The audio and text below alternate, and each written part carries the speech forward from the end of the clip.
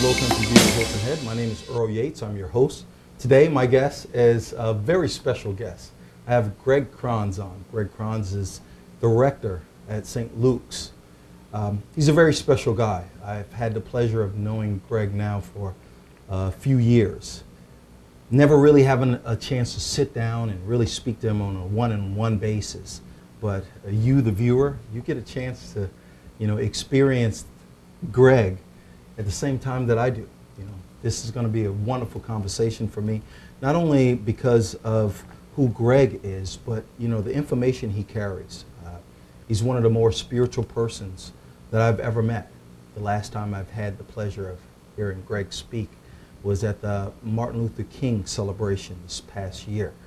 And I tell you what, if you are a very spiritual person, regardless of what your religion or belief system is, if you get a chance to stop by St. Luke's and listen to Geg, he will always have something beneficial to say that I'm more than certain that you'll walk away appreciating and knowing that you've learned something that you didn't know before. Geg. Earl, pleasure. It's a pleasure. Yeah, great to see you. Just start with a brief history of who Geg Kronz is. Well, I was born in Pittsburgh and grew up in Pittsburgh. Middle-class family. My dad went to 10 years night school at Carnegie Tech. Now it's Carnegie Mellon. And we moved out to the suburbs at that point. And I was kind of a geeky, smart soprano. Not a good way to enter your middle school years, when you make a move. And actually at that time, I went on a search in terms of my relationship with the Lord, because I was raised in a denomination where I heard a lot of law but not a lot of grace, is the best way I'd put it now. And the Lord used the vehicle of Young Life to draw me to himself. And I've been walking with him intently since I was 15 years old. And that really probably set the course for my life, to be honest with you, because because when I started college with a chemical engineering major, and changed halfway through because I was doing youth work and I was so led to do ministry in some way, shape, or form that I changed my major to a double major in religious studies and philosophy at Pitt, not exactly a Christian bastion of education. And it was a great experience. Met my wife during that time, and Meredith and I have been married. It'll be 32 years next month. And we have 3 kids. We moved from Pittsburgh after seminary and working there for a couple of years. We moved to San Antonio for 5 years, and I've been here for, it'll be 19 years next month. Well, that's pretty special. Now, of course, when you started, as far as your family background, the course of your faith was in Catholicism. Correct. All right. Correct. And now Episcopal Church is what you're the rector of right now. Right, correct. How important was that for you to make that change, or was it just the venue or the path that you saw that you should go Great question. Part of it was, as I said before, when I grew up in the Catholic Church, I heard a lot about Catholicism. I heard a lot about rules and the way the church is. And someone challenged me when I was about 13 years old. Geg, you don't know the Bible. You know a lot of rules. You know a lot about being a good person, but you don't know the Bible. And you need to start reading the Bible. And so it was actually starting to read the Bible daily at around the age of 13 for the next 2 years in reading the Bible. It changed my life. I understood who Jesus was, why Jesus came, and that he wants a personal relationship with us. It's not about law. It's not about, this guy and this guy who's unknowable. It's about a personal relationship. And it was giving my life to him and allowing him to set the course for my life, as opposed to simply trying to do it my way, which is following rules, or to even do it the world's way, which, as we talked about earlier, is all over the place today. But through the Word of God and through Jesus Christ and by the power of the Holy Spirit, just seeking to live for him in all that I do. Well, Geg, for me, I'm looking more towards the vehicle in which you want to be aspired by. For you, of course, you came through your family in Catholicism. Right. You moved to Episcopal, like you said. And you said your movement. How important is that for everyone else to understand, their path that they need to take? Well, for me, it's not so much about denomination. It's about Jesus Christ and the Scriptures, and whatever will enhance your walk with Him. And I do believe you need to be connected to a community. You need to be connected to a place where you're going to grow in the knowledge and love of the Lord, where the Scriptures are preached and taught. and where you're going to find community with other people, because Jesus never intended for us to be isolated. And there was a joke that went around when I was younger, you know, even the Lone Ranger had Tonto. And so, you know, God never designed for us to be alone. And so we need to be connected to a community. If you look at the scriptures, Jesus immediately gathered people around himself, and spiritual gifts are about sharing them in community. We're supposed to be mission-minded, mission-oriented, so we reach out. Together we encourage each other. And so it's about our walk with the Lord and living it out with each other in community, the witness of our love for each other, and touching lives through service. I mean, that's, and I don't care what denomination you're in, as long as you find a place that's going to help you do that. Well, it's, I think one of the greatest ways of finding out if a leader is good is how well his students reach out to others. And one of your, so to speak, students, Mr. Michael Zanacco, is one of my greatest mentors. And I tell you what, it says a lot, not only for you, but, you know, for me, we try to meet once a week whenever he's not, you know, doing his work as far as traveling around, spreading the word and his knowledge. And it's amazing how the knowledge that someone has that really bases themselves in Jesus Christ, in being a Christian, how you can soak up so much that you can use throughout your days. And I think that's the most important thing when you talk about spirituality, is someone who not is going to just, like you said, speak, just give you the rules and where to stand, but also, you know, can relate it to life, real life situations. And for me, Mike is just an unbelievable mentor that I've had in my life for quite some time, but not in the way that it's become right now. And so much he speaks about you and what the church is doing.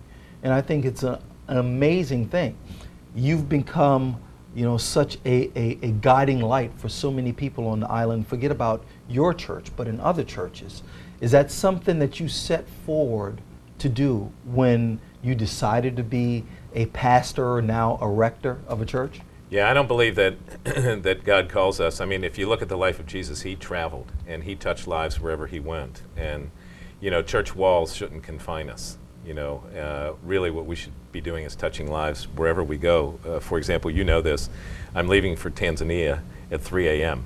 Well, we have 4 different churches involved in that trip. Not just St. Luke's, but other churches that are sending people to be a part of this trip, which I'm thrilled with. I mean, and I don't feel that it's all about St. Luke's, it's about the Lord. And however the Lord moves, and connecting people to each other, the body of Christ, in order to do ministry. And it's just a great blessing. We were talking earlier also about Ben Williams, who I just love. Ben and I just have a great relationship. And Ben is sending Sandy Bass, who's the director of the Mount Calvary Missionary Baptist Church Achievement School, along with a young woman by the name of Ebony, who actually was the MC at the Martin Luther King, who I also love. She went with us last year. So, I mean, that's an example of what we're talking about. Just the church community working together to respond to Christ's call on our lives. Now, family life. Here on Hilton Head. I mean, I tell you what, you couldn't pick a better setting to actually raise a family. I've been, you know, I've lived around the country, traveled around the world, so to speak, you know, not the whole world, but, you know, to a greater part of it. And I tell you, there's no more special place than Hilton Head to raise a family. The setting is just perfect.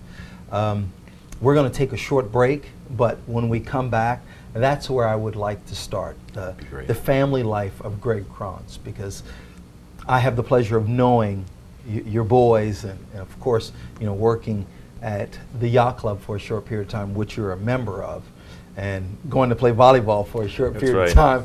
You know, you have a special family, and of course that's because you're a special person. Oh, thank you. But let's start at that, and we'll work from there. Sounds great. This has been the first part of Lowcountry View of Hilton Head.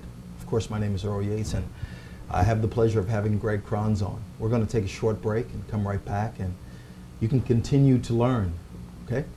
See you shortly.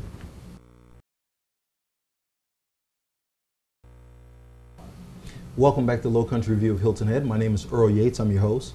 And once again, my guest is Geg Kronz. Greg is the rector at St. Luke's. Greg, when we left off on the last show, we decided that we're going to start with the family life of Rector Geg Kronz, which, you know, I should just say Geg Kronz. That'd be more than best. anything else. That's what you prefer, so that's what we'll do. Yeah. Go ahead. Well, I have a wonderful wife, and the neat thing about Meredith being my wife, and we still love each other, which is really great. It really helps. Is that we met doing ministry together. We worked together as volunteers in Young Life. So we've never known each other apart from ministry. So she knows that's my life. And so she's always been a partner in that, as opposed to frustrated or angry with me because I'm not home as much as maybe other husbands. And I have 3 children. Bethany is 25, just moved to Pittsburgh, where she was born, interestingly enough. She left when she was just about 2, and she moved back there for a variety of reasons. She's now living with Meredith's sister and trying to find a job. And she went to Belmont University in Nashville, majored in music, tried to break into the music world there and wasn't very successful.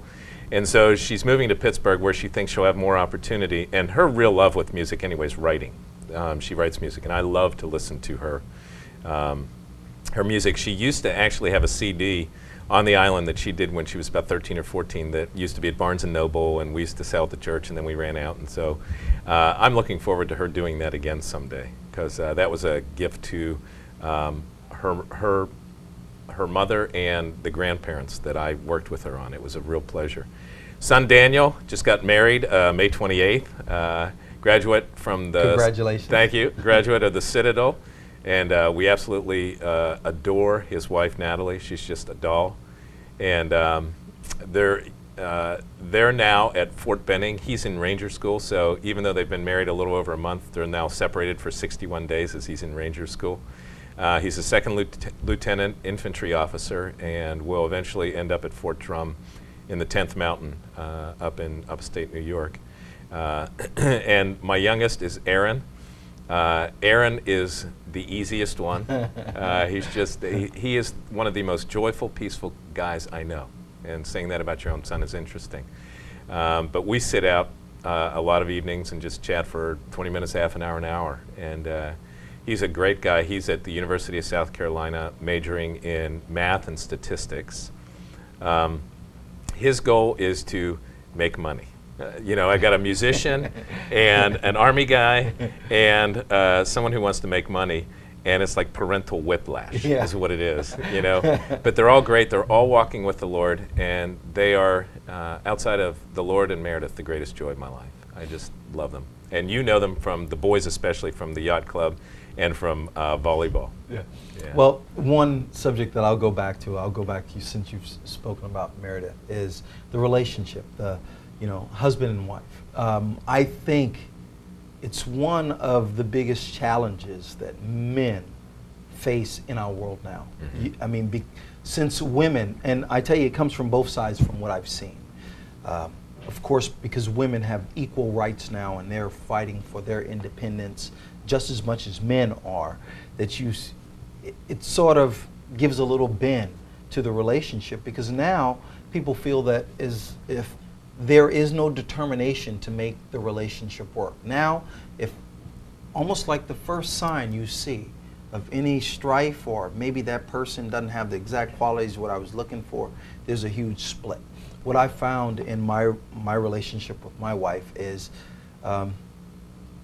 it's a must that you remain stronger in a relationship than you are as an individual, which most people find extremely hard. As a pastor and as a great husband, how do you give direction for that? Well, for one thing, I love doing premarital counseling, and that's where I try to lay a foundation for young couples. And basically what I talk about is it's your commitment to the Lord first that's going to carry you, because believe it or not, you won't always feel love. You know, when couples come into your office to get married, they love each other. You know, and I say to them, you're not in here because you think you have a 50-50 shot of your marriage working. And yet that's the statistics in the United States right now, basically. And I said, you're here because you love each other. But you need to understand what love is really all about. And it's about Christ and his love in you. You know, you have to remember that it's His love that carries you when you don't feel in love, when you're not happy, which is what so many people want to feel in our United States today. They want to feel in love and they want to feel happy, and it's not always that way. Sometimes it's work, sometimes it's hard, sometimes it's painful, because everybody goes through difficult times. So it's about His love in you. Secondly, it's about commitment, because it's not just about my feelings right now. It's about commitment when those feelings may disappear. And it's hard for young couples to envision that. And yet, commitment is really, really critical to understand the nature of commitment. And thirdly, communication. You got to spend time in communication. You got to spend time talking on a regular basis, connecting. And Jesus said, love the Lord your God with all your heart, soul, mind, and strength. And so we're four-dimensional. So we need to connect with our spouse on all of those levels. We need to spend time together physically, emotionally connect with each other, share what's going on in our lives with each other, the intellectual news, and spiritually praying, worshiping together, you know, connecting to each other on all levels on a regular basis. And that's what makes a marriage strong, because there are assaults. You know, think about what so many people are living for today. Personal happiness, personal pleasure, fulfilling desires, success, having things. And if you look at the commercials, that's what a lot is being sold on commercials, not necessarily the product per se. And those oftentimes drive you away from your marriage. And so you have to remain strong if you really understand what marriage is all about in the face of those temptations and desires. Well, I think it's an amazing thing that you would mention commitment as a third part. I mean, for me growing up, it was also a sold thing that it was a must that you communicated more than anything else. And to find out later in life, which you said communication is a strong bond. But before communication, you must have your dedication to the Lord. Absolutely. And then your dedication to the relationship. Exactly. Because so many people, once you come across the little things in life, because I think it's hardest in America. Maybe I'm biased because I live here, but it's hardest in America because we do have access to absolutely everything you want if you have the drive for it. Right. So what that means is if your main desire is money, is finance, and you work hard enough, dedicated to just that, you will have it. So, and then we search for so much personal success in life that when someone else is involved, you sort of lose that togetherness because, okay, yeah, it looks like you're finding yours, but I'm not finding mine. And so it's so easy. Life now has become to where divorce is just a part of it, which is a sad thing. Yeah. And the dedication you speak about is so amazing because that's what life comes to. What do you dedicate yourself to? And I believe when I'm finished, you know, with living here on earth, just like I would think most people, that's the last question you ask yourself. What was I dedicated to, and was it the right thing? Yeah. And for someone to have Geg Kronz in their life, because that is your belief in that system, is a very special thing. For your congregation, how much emphasis do you put on family life in general? Oh, very much. I mean, your commitment to the Lord comes first. In fact, the way that I've actually talked to my children about that the way the Lord works in our lives, that loving my wife comes out of loving the Lord. So it's an overflow. Then loving my children comes out of loving my wife. It's an overflow. And then loving my children, they will in turn love other people. It's an overflow. So when you have that essential feeding, nurturing, the spring of life, as Jesus calls it, the Holy Spirit, that flows into you towards your wife, and then the two of you towards your children, then you naturally bless other people. If there's family strife, it's almost the exact opposite. And so the reality is, keeping your marriage strong, your family strong, you're going to end up being a blessing to other people. And that's the way it works best. Well, I tell you, Greg, it's been an amazing thing. I mean, I said before we started rolling the camera that this was going to be one of the more special shows, if not the most special show that I've ever done. And it turns out, for me, it was the most, I would say, conversational based, truly conversational based, because, you know, it's something I wanted to learn. And speaking to you has been something that I've been wanting to do for a great period of time. And for our guests to actually get the experience of hearing that, you know, I hope I know it can't be as special to them as it is to me, because it's something I want to continue doing. And well, I know let me it will say happen. something too. This guy's great. Because as soon as he said, I want to talk to you, I said, great, because we've seen each other in other settings, and he's just a great guy too. So thank you, Earl. Greg, thank you. My pleasure. My pleasure. It's a pleasure. You know, hopefully it becomes one of those things that happen on a regular basis. Be great. You know, thankfully, like I mentioned earlier, I have Michael Zanako, which, you know, is a very special guy, and I'm pretty sure a lot of your words I hear through him. So it's a good thing. Thank you.